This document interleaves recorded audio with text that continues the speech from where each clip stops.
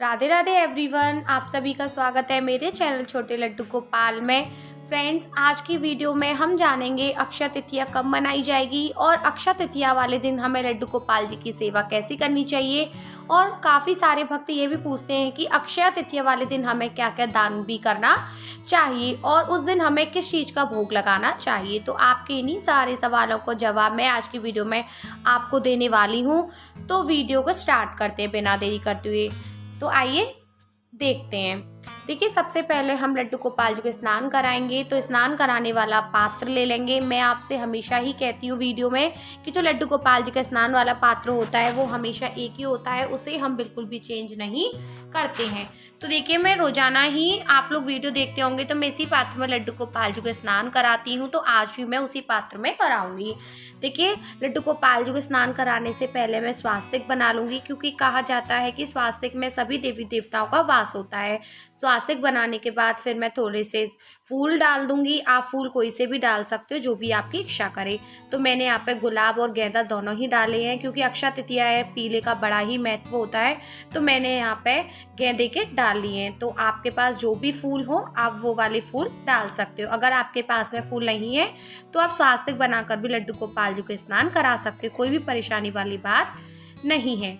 उसके बाद अब मैं लड्डू गोपाल जी को विराजमान कर लूँगी। अब मैं लड्डू गोपाल जी को स्नान कराऊंगी। फ्रेंड्स, हम जब भी लड्डू गोपाल जी को स्नान कराते हैं तो हमें राधे राधे नाम का जाप करते रहना चाहिए, या आप कोई भी भजन गा सकते हो। मतलब कि हमें मुंह बंद करके लड्डू गोपाल जी को स्नान नहीं कराना है, ना ही गुस्से में कराना है। बड़ा ही प्रेम भाव से लड्डू गोपाल जी को स्नान कराना है। तो मैं यहाँ पर अपने लड्डू गोपाल जी को जब भी स्नान कराती हूँ तो मैं राधे राधे नाम का जाप करती रहती हूँ।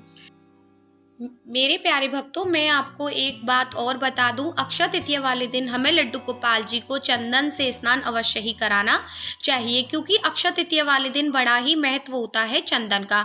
तो आप लोग देख रहे होंगे मैं लड्डू गोपाल जी को स्नान कराते वक्त चंदन का लेप दे रही हूँ। तो आप भी अपने लड्डू गोपाल जी को अवश्य ही दें, ठीक है मेरे प्यारे भक्तों। मैं आपको एक बात और बता दूं, जब भी कोई विशेष पर्व होता है, विशेष त्योहार होता है, तो हम लड्डू गोपाल जी को पंचामृत स्नान अवश्य ही कराते हैं। अगर आपकी इच्छा है, अगर आपका भाव है पंचामृत स्नान कराने का, तो आप अपने लड्डू गोपाल जी को करा सकते हो, ठीक है।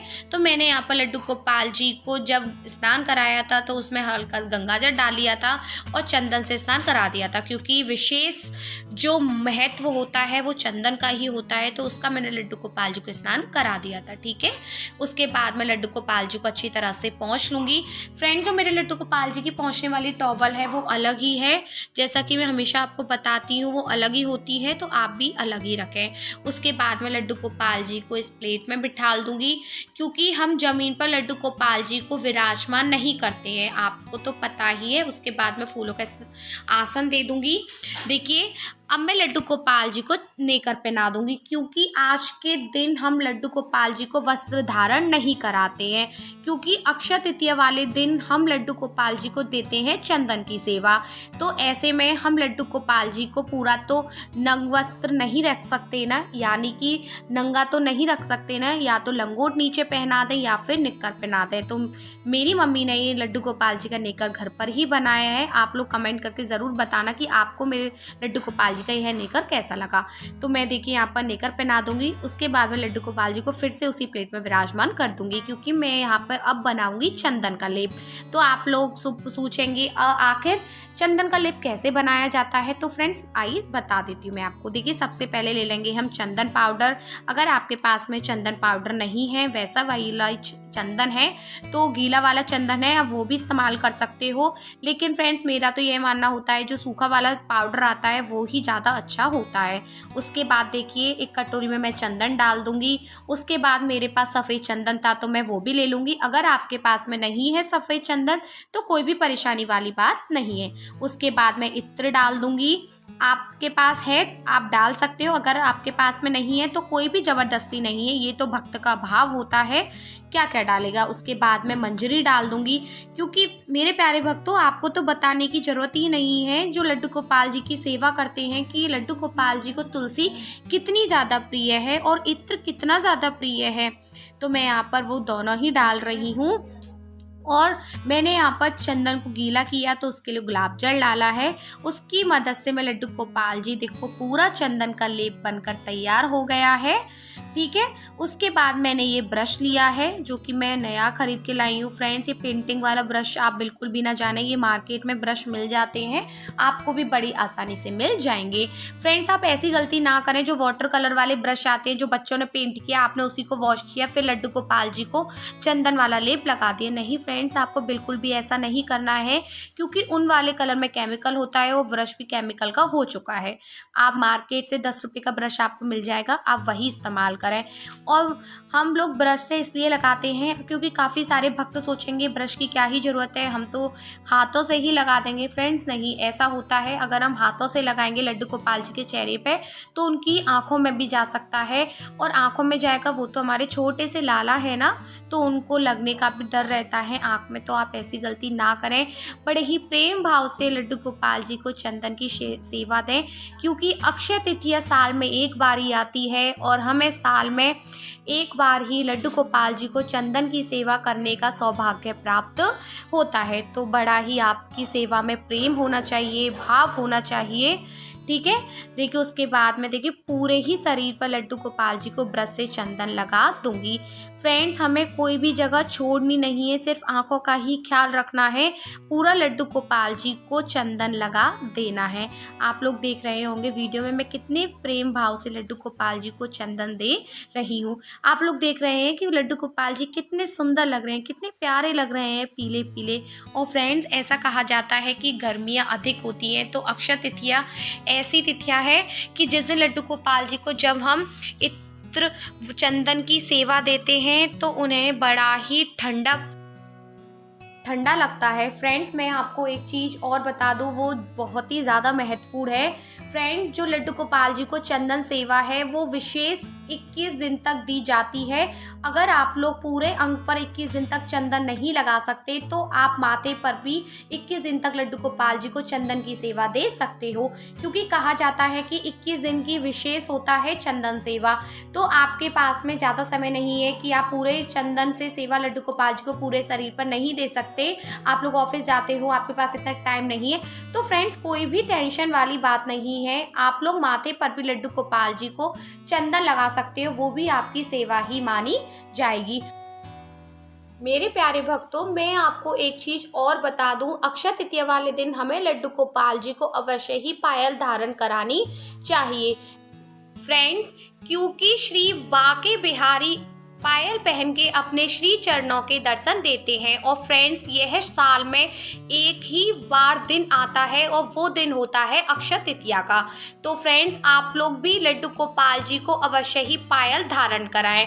और फ्रेंड्स जो आप पायल वीडियो में देख रहे हो ये मेरी मम्मी ने घर पर ही बनाई है, तो आप कमेंट करके ज़रूर बताना कि आपको मेरे लड्डू गोपाल जी की पायल कैसी बनी। फ्रेंड्स क्योंकि अक्षय तृतीया वाले दिन जो लड्डू गोपाल जी का श्रृंगार में सबसे ज़्यादा महत्वपूर्ण होता है वो होती है पायल, क्योंकि आप लोगों ने देखा होगा वाके बिहारी में कभी भी लड्डू गोपाल जी के चरणों के दर्शन पास से नहीं किए जाते हैं, लेकिन साल में अक्षय तृतीया वाला दिन ऐसा होता है जिस दिन वाके बिहारी पायल पहनते हैं और सभी भक्तों को दर्शन भी देते हैं। ठीक है, तो आप भी लड्डू गोपाल जी को अवश्य ही पायल धारण कराएं। फ्रेंड्स अब हम लड्डू गोपाल जी को चंदन का लड्डू समर्पित करेंगे। अब आप है ना सोचोगे चंदन का लड्डू ये कैसे बनाया जाएगा, तो आइए मैं आपको बताती हूँ। फ्रेंड्स सबसे पहले चंदन ले लेंगे, उसके बाद इत्र ले लेंगे, गुलाब जल ले लेंगे, उसे मिक्स करके हथेली पर गोला सा बना लेंगे। उसके बाद आप लोग वीडियो में देख रहे होंगे जो गोला है वो मैंने जो लड्डू गोपाल जी ने लड्डू धारण कर रखा है उसी हाथ में रख दिया है। इस प्रकार बनता है चंदन का लड्डू।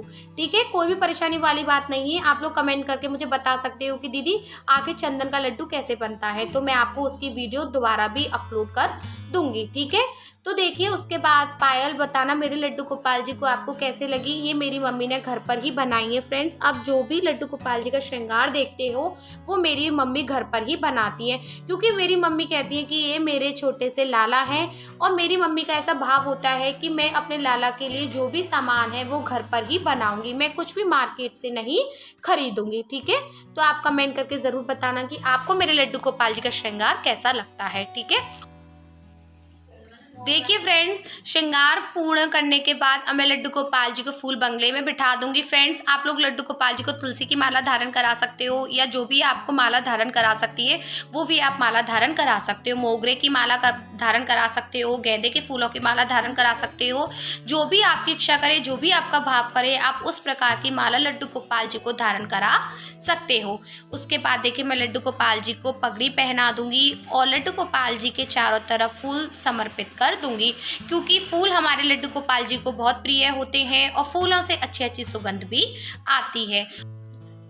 देखिए, मैंने यहाँ पर लड्डू गोपाल जी को फूल समर्पित कर दिए हैं। अब मैं लड्डू गोपाल जी को तुलसी समर्पित करूंगी। फ्रेंड्स, क्योंकि लड्डू गोपाल जी को तुलसी अधिक प्रिय है और ऐसा कहा जाता है जब तक लड्डू गोपाल जी के पास में तुलसी ना हो, उनका भोग भी अधूरा है और उनका श्रृंगार भी अधूरा होता है। तो देखिए, यहाँ पर मैंने लड्डू गोपाल जी के मुकुट में तुलसी धारण कर दी है। आप लोग कमेंट में बताना कि मेरे लड्डू गोपाल जी का ये सुंदर सा तुलसी का मुकुट आपको कैसा लग रहा है। उसके बाद में लड्डू गोपाल जी को इत्र लगा दूंगी, क्योंकि इत्र तो हमारे लाला को काफ़ी ज़्यादा प्रिय है। उसमें से सुगंध भी आती है, ठंडक भी मिलती है और अच्छी सी खुशबू भी आती है। ठीक है, उसके बाद देखिए, मैं आरती की तैयारी करूंगी। तो सबसे पहले प्लेट ले लूँगी और प्लेट में स्वास्तिक बना लूँगी। उसके बाद मैं प्लेट में थोड़े से पुष्प भी रख लूँगी। तो जैसे कि मैंने आपको बताया, पुष्प आप कोई से भी ले सकते हो अपनी इच्छा के अनुसार। मैंने तो यहाँ पे गुलाब का लिया है, गेंदा का लिया है। जो भी आपका भाव करे, जो भी आपकी इच्छा करे, आप वो भी ले सकते हो। ठीक है, उसके बाद मैं दिया रख लूंगी। तो यहाँ पे चलो दिया को तैयार कर लेते हैं। सबसे पहले बत्ती रखते हैं, उसके बाद तिल का तेल। तो फ्रेंड्स, आप लोग घी का जलाना चाहें घी का जला सकते हो, तिल के तेल का जलाना चाहो तो तिल के तेल का भी जला सकते हो। इसमें कोई भी परेशानी वाली बात नहीं है। तो देखिए, अब हम लड्डू गोपाल जी की आरती करेंगे। फ्रेंड्स, आप आरती कोई भी कर सकते हो। आप है ना डेली रूटीन में करते हो लड्डू गोपाल जी की आरती, या वही आरती करें। नहीं तो आपकी जो भी इच्छा है लड्डू गोपाल जी की आरती करने की, आप वो भी आरती कर सकते हो।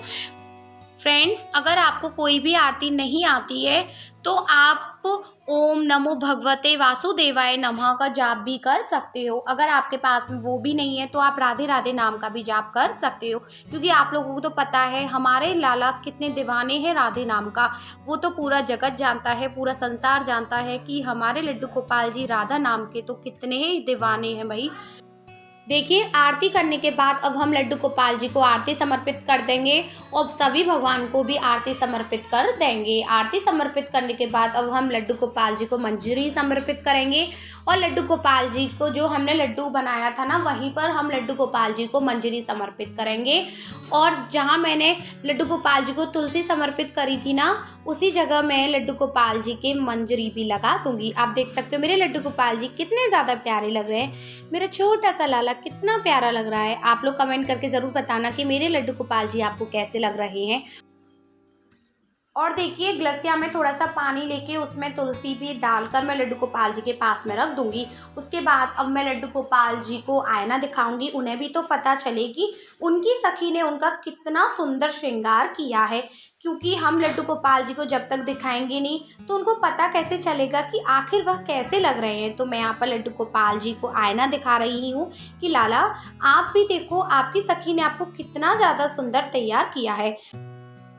मेरे प्यारे भक्तों, अब बात आती है अक्षय तृतीया वाले दिन हमें लड्डू गोपाल जी को किन किन चीज़ों का भोग लगाना चाहिए। तो आइए जान लेते हैं। तो देखिए, सबसे पहले मैं लगा रही हूँ लड्डू गोपाल जी को खरबूज का भोग, क्योंकि वो भी बहुत ज़्यादा महत्वपूर्ण होता है। और फ्रेंड, जो सबसे ज़्यादा महत्वपूर्ण होता है अक्षय तृतीया वाले दिन, वो होता है सत्तू। अगर आपके पास में सत्तू है तो आप वो बनाकर लड्डू गोपाल जी को अवश्य ही भोग लगाएं। अगर आपके पास में नहीं है तो आप शरबत का भी लड्डू गोपाल जी को भोग लगा सकते हो। मैंगो शेक बनाकर लड्डू गोपाल जी को भोग लगा सकते हो।